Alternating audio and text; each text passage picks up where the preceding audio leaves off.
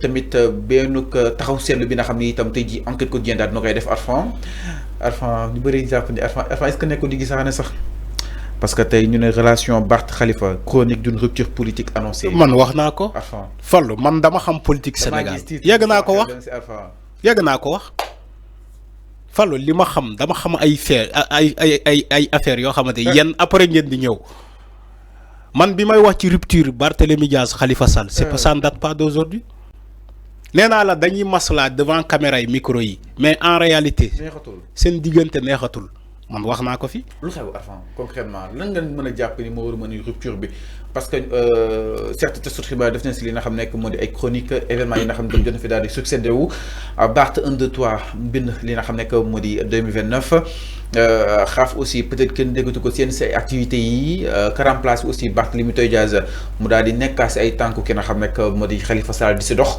li Khalifa Sall doon def concrètement bu bëgg a changer exactement la gestion bu Barthélémy Dias association de mairie bu Dakar alors Arfan est-ce que cela peut-être xaaroon nañ ko mu am diggante ak Barth ak ki nga xam ne que moo di Khalifa Sall. man bettuma man xaaroo naa ko gisoo naa ko te yëg naa ko bien avant man yëg naa ko gisoo naa ko xaaroo naa ko parce que Khalifa Sall a cessé de soutenir Barthélémy Dias il y a longtemps. Sénégalais, ils se sont pas rendus compte. Khalifa Sall, il a cessé de soutenir Barthélémy Dias il y a très longtemps. Te Barthélémy Dias xamna bu baax li may wax ni il est au courant ñom ñaari seen digënté moy lolu dañuy maslaha ci caméra yi rek même Barthélémy Dias ba muy am jafé-jafé ci la mairie de Dakar et son poste de député Khalifa Sall il a été forcé pour def son poste qu'il a fait en France pour ne pas que mu flagrant. Pour ne pas que ça ne soit flagrant. Maintenant, ñi dox sen diganté damay junju parce que ñi fa nek xam nañu. Fallo, il y a un ancien député qu'on avait invité ici qui le mois de Ramadan. Comment il s'appelle? Le député qu'on a invité dans Moussa Diakhaté. Il faut demander Moussa Diakhaté. Il sait plus ce que je dis. Okay. Moussa Diakhaté le député bobu boko laajee diggante Barthélémy Dias ak Khalifa Sall il va t'expliquer beaucoup plus man li ma la expliquer parce que il en sait quelque chose. Khalifa ak Barthélémy Dias sen diggante doxatul parce que Barthélémy Dias quand il a déclaré officiellement que il a cessé de travailler pour kenen fallu moment bobu la am difficulté ak Khalifa Sall. Khalifa a reconnu que l'unico qui poste de député, c'est l'effet de la loi. Khalifa a reconnu que la loi l'a utilisée pour déchoir Barthélémy Dias de la mairie de Dakar. Khalifa a reconnu si dans l'exercice de la loi. Est-ce que Khalifa qui bat le mais Barthélémy Dias dafa méré Khalifa Sall bien avant ça. Bien avant ça. Quand Barthélémy Dias a initié la coalition Sàmm Sa Kàddu, Khalifa n'était pas d'accord. Mais comme Barthélémy Dias était ambitieux, dafa déclarer que désormais est responsable de lui-même parce que il a une projection pour 2029. De 2029 il est candidat.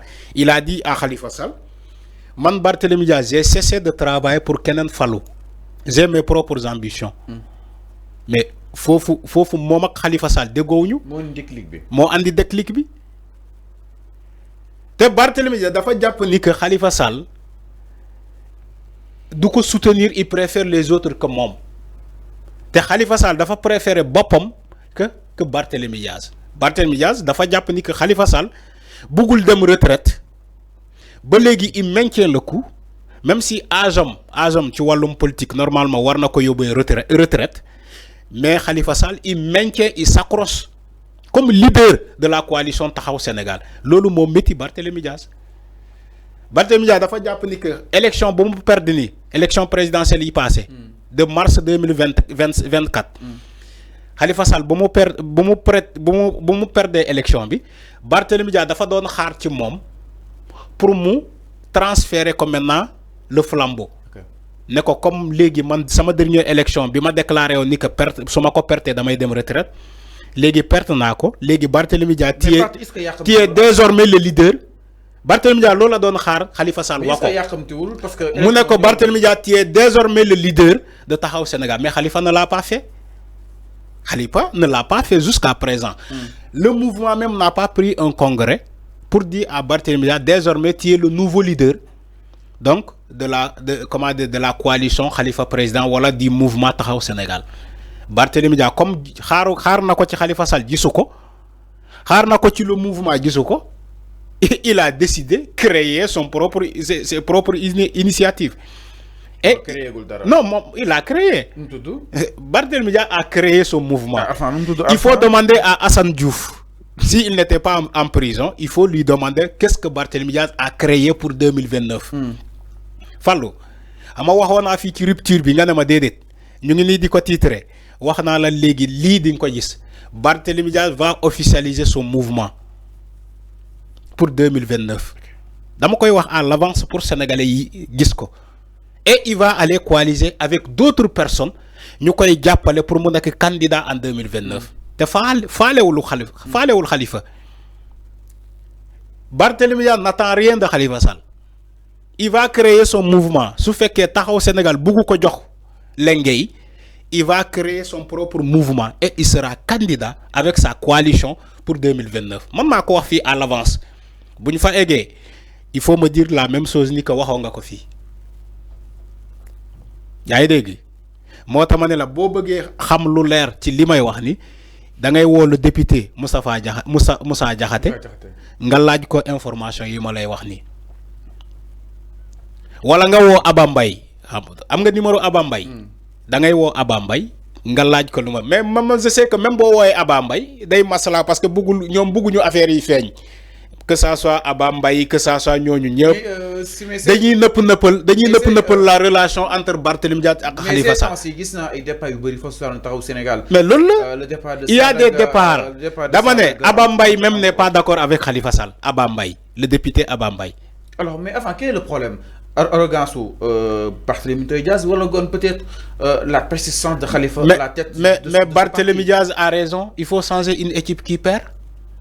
Oui. Une équipe qui perd un match, tu changes.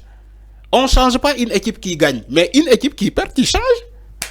Barthélémy Dias, il a raison. Du côté Bobo, Aba Mbaye, il a raison de prendre la tangente. Mais ils ont raison. Khalifa Sall a perdu. Et son âge ne lui permet pas d'être là-bas toujours le leader de Taxawu Sénégal. Il va falloir changer avec la jeunesse. Moustapha Niasse l'a compris. Moustapha Niasse a changé le leader de AFP. Voilà. Il faut changer. Les jeunes ont attendu de Khalifa Sall pour me changer. Ils ne changent pas. Mais qu'est-ce que tu veux qu'ils fassent? Que ce soit Barthélémy Dias ou Aba Mbaye. Ils vont se déclarer. Okay. Ils vont forcément se déclarer. C'est de bonne guerre. C'est tout à fait normal. Alors, exactement, c'est de la bonne guerre. Khalifa, en tout cas, qui n'a pas Barthélémy Dias. Donc, on a chronique d'une rupture par rapport à Bobo de Modi Mira. Djemsi, Lina Modi Barthélémy Dias, qui n'a pas Modi Khalifa Babacar Sall.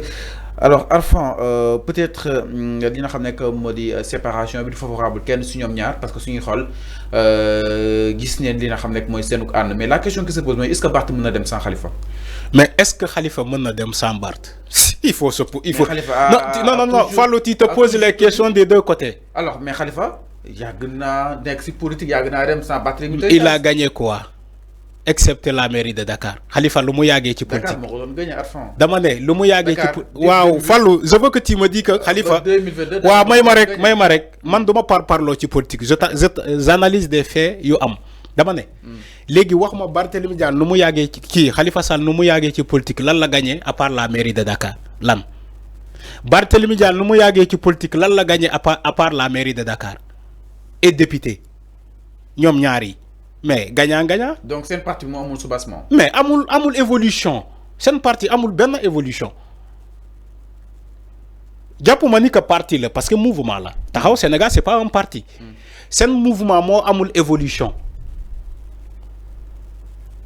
c'est un mouvement il ne travaille que way nekk député wala nekk maire point amul benn évolution Khalifa Sall lu mu mës a nekk Barthélémy Dias nekk na ko maintenant qui a gagné et qui a perdu est-ce que Khalifa mën na dem sans Barthélémy Dias je ne crois pas est-ce que Barthélémy Dias mën na dem sans Khalifa je ne crois pas ñoom ñaari yëpp complémentarité la maintenant si il décide de rompre le cordon ombilical il va falloir que la jeunesse prime sur l'ancienneté. Alors, c'est ça la réalité.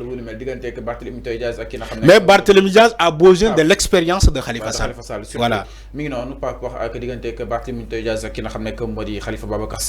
Donc là, on parle justement d'une rupture entre justement ces deux figures emblématiques de Taxawu Sénégal. Du côté de la régie,